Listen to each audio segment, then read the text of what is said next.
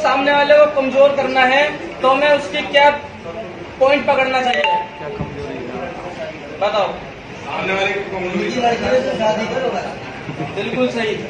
अगर हमने मुसलमानों को कमजोर करना है तो सबसे पहले हमें उनकी लड़कियों पे टारगेट करना होगा। जहां हम उनकी लड़कियों पे टारगेट करेंगे अपने आप ही साले कमजोर हो जाएंगे।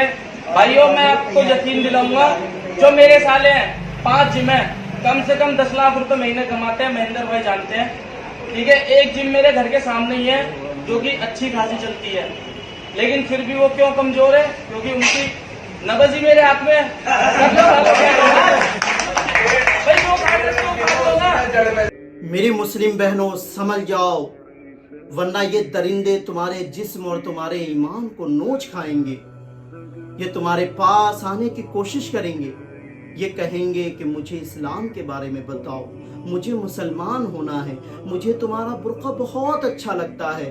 तुम्हें ये लगेगा कि मैं बहुत अच्छा काम करने जा रही हूँ, किसी को मैं मुसलमान बनाने जा रही हूँ। मगर जब वो तुमसे बात करना शुरू करेगा, तुम्हारे करीब हो जाएगा, तो वो तुम्हारे ईमान को नोच खाएगा, मोहब्बत का ऐसा जाल बिछाएगा कि तुम अंधी हो जाओगी, अपने माँ बाप की मोहब्बत को भूल जाओगी, अपने इस्लाम को भूल जाओगी कि इस्लाम ने तुम्हें कितनी इज्जत दी है, और तुम उसके साथ काफिर होकर चली जाओगी और तुम अपने ईमान का सौदा कर बैठोगी।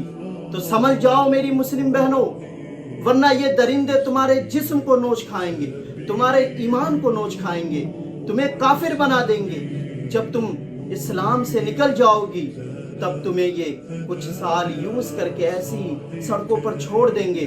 न तुम दुनिया की रहोगी, न तुम दीन की रहोगी, तुम यहाँ भी रुसवा होकर रह जाओगी, तुम वहाँ भी रुसवा होकर रह जाओगी। तो 2 दिन की खुशियों की खातिर अपनी जिंदगी का यूं सौदा न करे, अपने ईमान का सौदा न करे, बल्कि हजरत फातिमा को अपना आइडियल बनाए और अपने माँ बाप का फर्माबरदार बने, अपने माँ बाप की बात माने, यूं किसी काफिर की बात में नहीं आए, इनके चक्करों में न फंसे, वरना ये तुम्हारे ईमान और तुम्हारे जिस्म को नोच खाएंगे। यकीन मानो मेरी बहनों, तुम्हारी इज्जत हमारी इज्जत है, तुम्हारा ईमान हमारा ईमान है। अगर तुम अपनी इज्जत को नीलाम कर दोगी, तुम अपने ईमान का सौदा कर दोगी, तो तुम्हारे माँ बाप कहीं मुंह दिखाने के लायक नहीं रहेंगे, क्योंकि आज ये लोग हमारे खिलाफ साजिशें रच रहे हैं, हमारी माँ बहनों को भटकाने की कोशिश कर रहे हैं। अगर तुम भटक जाओगी तो यकीन मानो तुम्हें देखकर हमारी कई मुस्लिम बहनें भटक जाएंगी।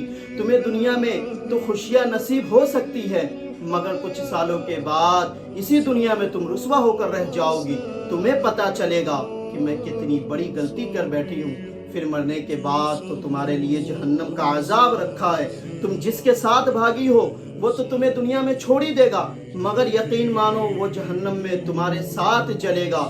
तो खुद की इज्जत की हिफाजत करे। अगर मेरी कोई मुस्लिम बहन ये वीडियो देख रही है, अगर आप किसी गैर मुस्लिम के टच में हैं, उनसे बात कर रहे हैं, तो यकीन मानो आज ही दूरी बना लो, वरना बाद में जाकर पछताओगी। अल्लाह हमारी बहनों को दुश्मनों के शर से बचाए।